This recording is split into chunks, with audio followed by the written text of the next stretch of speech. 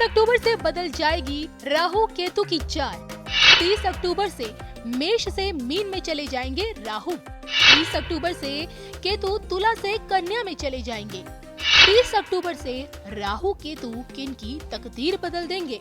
30 अक्टूबर से राहु केतु की मायावी शक्तियाँ किन पर भारी रहेंगी।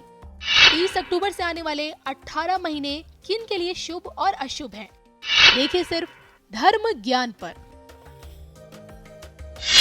नमस्कार, धर्म ज्ञान के दर्शकों का स्वागत है। मैं हूं आपके साथ कविता राणा। मेरे साथ मौजूद है एक बार फिर आचार्य राकेश चतुर्वेदी जी। आपका स्वागत है। नमस्कार कविता जी, सादर वंदन आप सभी दर्शकों का। धर्म ज्ञान के इस दिव्य प्लेटफॉर्म पर आप सभी का स्वागत है। ग्रह नक्षत्रों के दुनिया से आज हम आप लोगों के लिए लेकर आए क्या कहती है मायावी राहु केतु की बदलती चाल। जी हाँ, आज हम बात कर रहे हैं राहु और केतु की। ये दो ऐसे मायावी ग्रह हैं जिनका देखिए अपना तो कोई अस्तित्व नहीं होता है, छाया ग्रह माने गए हैं, लेकिन इनका प्रभाव आम से खास हर किसी पर पूरी तरह से पड़ता है। और राहु केतु मैं आपको बता दूं कि इस 30 अक्टूबर से राशि परिवर्तन कर रहे हैं। एक तरफ राहु जहाँ मेष राशि से निकल के मीन में जा रहे हैं क्योंकि ये वक्री गति से हमेशा उल्टी चाल चलते हैं, तो वहीं केतु तुला से निकलकर कन्या में प्रवेश कर जाएंगे। और देखिए इनका जो ये राशि परिवर्तन है तकरीबन 18 महीनों तक रहेगा, यानी कि 18 महीनों तक राहु खासकर मीन में बैठ के और केतु अपनी कन्या राशि में आकर किस प्रकार आज के इस वीडियो में मेष राशि को किस तरह से प्रभावित कर सकते हैं। ये 18 महीने मेष राशि वाले जातकों के लिए राहु केतु के इस राशि परिवर्तन के चलते आगे कैसे बीतेंगे, ये आज हम जानेंगे आचार्य जी से। आचार्य जी से सबसे पहले तो मैं आपसे यही समझना चाहूँगी, राहु केतु का नक्षत्र परिवर्तन इसे अब इस बार कैसा देखा जाएगा। जी बिल्कुल कविता जी, यह गोचर हो रहा है, राशिगत गोचर हो रहा है कविता जी। और गुरु के साथ अभी तक मेष के घर में ही बैठे हुए थे राहु और तुला के घर में बैठे हुए थे केतु। विशेष करके अब स्थिति परिवर्तित हो जाएगी। आप सब जानते हैं कि राहु और केतु हमेशा वक्री चाल चलते हैं, यानी कि पीछे की चाल चलते हैं।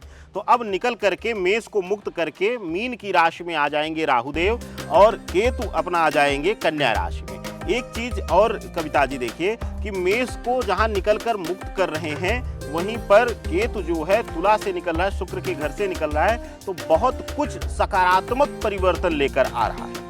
यह राहु और केतु का बहुत ही सकारात्मक परिवर्तन है और इस परिवर्तन को, इस राशि गोचर को बहुत ही शुभता के लिए लिया जाए तभी इसके लिए अच्छा होगा।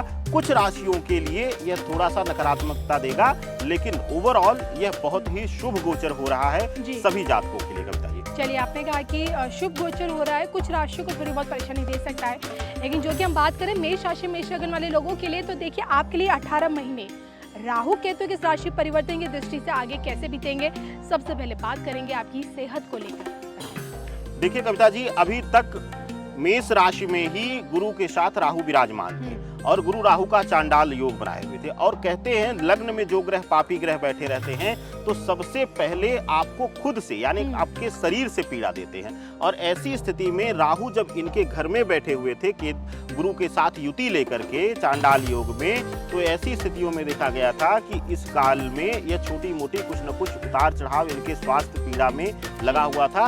और कुछ नहीं तो आए दिन इनको कुछ न कुछ टैबलेट्स जरूर लेनी पड़ रही थी, चाहे वह सर दर्द की हो या हड्डियों के दर्द की हो या तो ब्लड संबंधित। राहु लग्न में बैठा हुआ था और खास करके कुछ चीजें इनके मानसिक भ्रम इनको दे रहा था। उन चीजों से अब इनको मुक्ति मिलती हुई दिखाई दे रही है। और साथ ही यहाँ पर देखा जाएगा कि राहु की पंचम दृष्टि, क्योंकि राहु और केतु गुरु की तरह पंचम, सप्तम और नवम दृष्टि भी रखते हैं, जो आधुनिक ज्योतिष शास्त्र में जो शोध कहता है। तो यहाँ पर देखने को मिलेगा कि चतुर्थ भाव पर इनकी पंचम दृष्टि पड़ रही है। तो चतुर्थ भाव पर पंचम दृष्टि पड़ने की वजह से हो सकता है कि इनके मातृत्व भाव को थोड़ा सा पीड़ा पहुंचे, मातृभाव को थोड़ा सा स्वास्थ्य पीड़ा मिले, लेकिन इनके व्यक्तिगत स्वास्थ्य में इनको लाभ मिलेगा, इनके लिए शुभत्व की प्राप्ति होगी। चलिए, ये तो आपने बताया कि सेहत अब इनकी थोड़ी सी सुधरती हुई नजर आएगी। अब अगर बात करें स्टूडेंट्स के पॉइंट ऑफ व्यू से, तो विद्यार्थियों के लिए राहु केतु का ये गोचर कैसा रहेगा।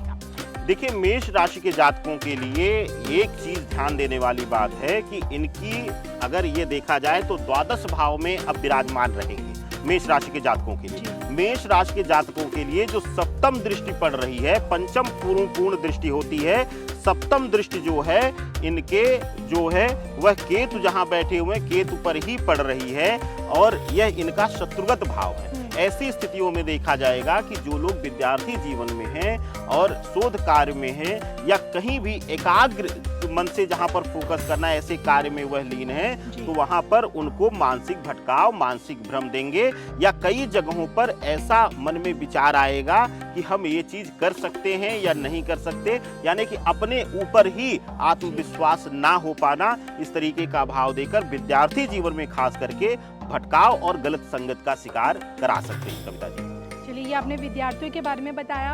अब बात करते हैं आपकी पर्सनल लाइफ को लेकर, ये 18 महीने कैसे बीतेंगे? देखिए कविता जी, राहु और केतु का जो यह गोचर हो रहा है तुला से निकल रहे हैं, यानी कि मंगल की मेष की राशि से अगर देखा जाए मेष राशि वालों के लिए तो उनके सप्तम भाव से निकलकर षष्ठम भाव में गोचर कर रहे हैं। तो इसका मतलब है केतु यहाँ से मुक्त कर दिया है इनके वैवाहिक जीवन को। जो अब तक भ्रम और कन्फ्लिक्ट आ रहा था रिलेशनशिप में, वह दूर होगा। रिश्तों में प्रेम प्रगाढ़ता बढ़ेगी, दोनों एक दूसरे के करीब आएंगे, संबंध मधुर होंगे। और यह सिर्फ लव लाइफ या पति पत्नी के संबंधों में नहीं कविता जी, यह किसी भी संबंध में, अगर कोई व्यापार में पार्टनर था, हम बार बार कहते हैं कि पार्टनर के लिए भी सप्तम कुंडली देखी जाती है। एक पत्नी से ज्यादा एक पार्टनर की कुंडली मिलना जरूरी होता है कविता जी। तो ऐसी स्थितियों में दर्शकों, हर तरीके के जहां पार्टनरशिप इन्वॉल्व होगी, जहां एक दूसरे के साथ कदम बढ़ना होगा, वहां हर जगह रिश्ते सुधरेंगे, सुधार में आएंगे और उससे आपके पर्सनल प्रोफेशनल दोनों को लाभ मिलेगा। तो अब तक देखा जाए तो राहु केतु का जो गोचर है मेष राशि मेष लगन वाले लोगों के लिए अब बहुत एक अच्छे दिनों की शुरुआत लेकर आ रहा है। भले हम बात करें स्वास्थ्य की दृष्टि से या फिर आपके रिश्तों को लेकर, स्टूडेंट्स को लेकर, थोड़ा बहुत स्टूडेंट्स के लिए थोड़ा सा मानसिक भटकाव जो आपने बताया। अब मैं बात करना चाहती हूँ कि प्रोफेशनल लाइफ को लेकर, क्या ये अपने जो इनके गोल्स है लाइफ में अचीव कर पाएंगे, अपने करियर के पॉइंट ऑफ व्यू से कितना अच्छा कर पाएंगे अपने वक्त? देखिए कविता जी, इनके लग्न से निकलकर द्वादश भाव में गए हैं, मोक्ष के भाव में गए हैं और साथ ही साथ इनकी राहु की जो दृष्टियां हैं, अगर राहु की दृष्टि देखा जाएगा तो राहु की जो सप्तम दृष्टि है वह इनके जो है षष्ठम भाव यानी शत्रुगत भाव पे पड़ रहा है और नवम दृष्टि इनके अष्टम भाव पे पड़ रही है। अष्टम भाव पर राहु की दृष्टि होने से और इसके साथ ही केतु का जो यहाँ पर दृष्टिगत संबंध लिया जा रहा है, केतु का पंचम दृष्टि जो है वह विशेष करके इनके कार्य स्थान पर आ रही है। कार्य स्थान पर दृष्टिगत होने से केतु का यह देखने को मिलेगा कि इनके मन में अपने कार्य, अपने कार्यस्थल को लेकर भ्रम आएगा या निर्णय लेने की क्षमता में कमी देंगे, भ्रम देंगे और गलत निर्णय लेने पे मजबूर करेंगे। तो अगर इस 18 महीने आप बहुत ज्यादा आपके मन में सैलरी में ग्रोथ लेने की इच्छा आ रही है या जंप करने की इच्छा आ रही है, थोड़ा सा उसको संयमित करिए। अगर आप अपने आप को संयमित कर ले जाएंगे तो प्रोफेशनल लाइफ में भी यह शुभता दे रहे हैं। इसके अन्यत्र व्यापारी बंधुओं के लिए बड़ा बढ़िया है यह गोचर। व्यापारियों के लिए यह आपके लिए आपके प्रभाव में, आपके व्यापार में वृद्धि का समय है, तो आपके लिए शुभतापूर्ण रहेगा गोचर।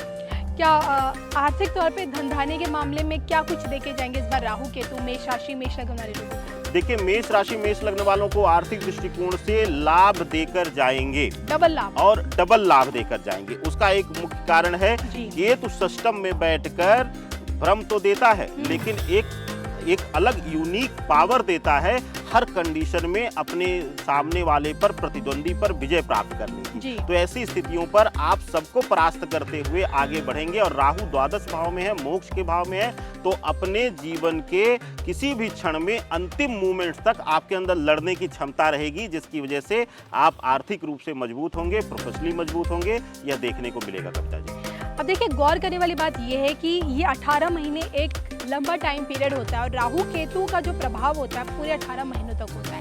अब जो कि राहु केतु गोचर करेंगे 30 अक्टूबर से, तो ऐसे में एक छोटी सी सलाह जो आपको लगता है इन्हें देने की बहुत जरूरत है। देखिए राहु केतु का जो गोचर हो रहा है मेष राशि वालों के लिए, मंगल केतु का भी प्रभाव बहुत अच्छा नहीं माना जाता है और मंगल राहु का भी प्रभाव है और मंगल की प्रधान राशि है। तो इसलिए आपको ध्यान देने की बात है कि आपके द्वादश भाव में राहु हैं और षष्ठम भाव में केतु हैं। ऐसी स्थितियों पर कई बार आपके जीवन में भ्रम और दो राहें आ जाते हैं, यानी ड्यूअल रास्ते आ जाते हैं, ड्यूअल माइंड आप हो जाते हैं। जी। निर्णय लेने की क्षमता में आपकी कमी कर देते हैं, भ्रम दे देते हैं। तो ऐसी स्थितियों से अगर आपको दूर रहना है तो सबसे उत्तम है गौ सेवा या पंचगव्य का घर में, या अपने हल्का सा पंचगव्य बना ले, गाय की 5 चीजों को, गाय से निर्मित होने वाली, और उससे आप हल्का सा मस्तक पर तिलक करना शुरू कर दें। यह आपके लिए राहु और केतु दोनों की पीड़ा से मुक्ति देगा और आपके जीवन में शुभत्व की प्राप्ति कराएगा। चलिए, इसी के साथ मुझे और आचार्य राकेश चतुर्वेदी जी को दोनों को दीजिए इजाजत। नमस्कार।